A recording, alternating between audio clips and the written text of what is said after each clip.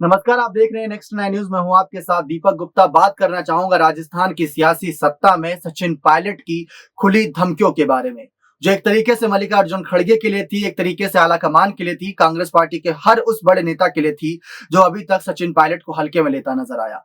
सचिन पायलट बातें सीधा सपाट करते, कोई उसमें घुमाना फिराना नहीं होता। जब उनसे जादूगर को लेकर पूछा गया कि आपका जादू हिमाचल में चला, तो उन्होंने साफ कहा था कि जादू वादू कुछ नहीं होता, सब भगवान की कृपा है, ऊपर नीली छतरी वाले बैठे हैं तो उनकी कृपा से सब राजी खुशी और सब मौज मस्ती में है। तो ऐसे कहते नजर आए, जादू वादू कुछ नहीं होता, बस भगवान का जादू है, जब चल गया तो आप कहीं ना कहीं पहलवान हो जाएंगे। तो ये सारी बातें कही गई, लेकिन हम इन सब के बीच बात करेंगे सचिन पायलट को लेकर उनकी खुली धमकियों के बारे में। सचिन पायलट ने खुली धमकियां इस समय बीजेपी को दे रखी है, लेकिन खड़गे के लिए वो थोड़ी मुसीबत के तौर पर है।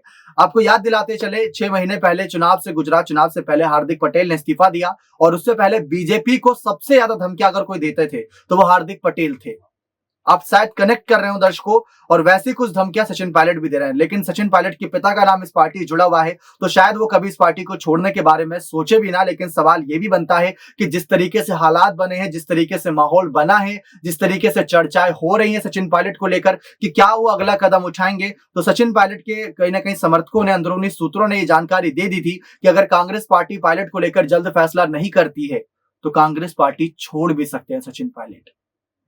क्योंकि ऐसा नहीं है कि किसी परिवार का सदस्य किसी पार्टी से जुड़ा हुआ था और वो लंबे समय तक जुड़ा ही रहा, चाहे उसको कोई पद ही नहीं दिए गए। एक एक समय सीमा होती है दर्शकों, आप भी यहाँ पर अगर जुड़े हैं तो एक समय तक सब कुछ बर्दाश्त कर सकते हैं, अपने जीवन में सब कुछ बर्दाश्त कर सकते हैं, लेकिन जब वो समय और वो चीजें सर से ऊपर चला जाए, कहा जाता है जब पानी सर से ऊपर चला जाए तो मुसीबत पड़ती है, वही मुसीबत आन खड़ी होती है। अब बात बार बार राजस्थान की सियासी सत्ता को लेकर यही की जा रही है कि पायलट को इसलिए सीएम पद नहीं दे रहे क्योंकि पंजाब का हाल जहन में रहता है। ये सारी चर्चा है कि जहन में रहता है। अगर हिमाचल की बात करें तो हिमाचल चुनाव लड़ा गया, सीएम चेहरा कोई अता पता नहीं था, तो हो सकता है इस बार भी 2023 का विधानसभा चुनाव राजस्थान का ऐसे ही लड़ा जाए। सीएम चेहरा जो होगा तो होगा, देखा जाएगा, वो बात की बात रहेगी। तो ये अपने आप में एक बहुत बड़ा सवाल है। लेकिन अगर अभी से ऐलान कर देते हैं और अगर रिवाज चल गया, जैसा कि राजस्थान में रिवाज चलता है, 5 साल बीजेपी 5 साल कांग्रेस, अगर ऐसा रिवाज चल गया तो कांग्रेस की सरकार तो हार सकती है और सचिन पायलट का नाम बदनाम हो जाएगा। खड़गे ये स्वीकार नहीं करेंगे क्योंकि खड़गे जानते हैं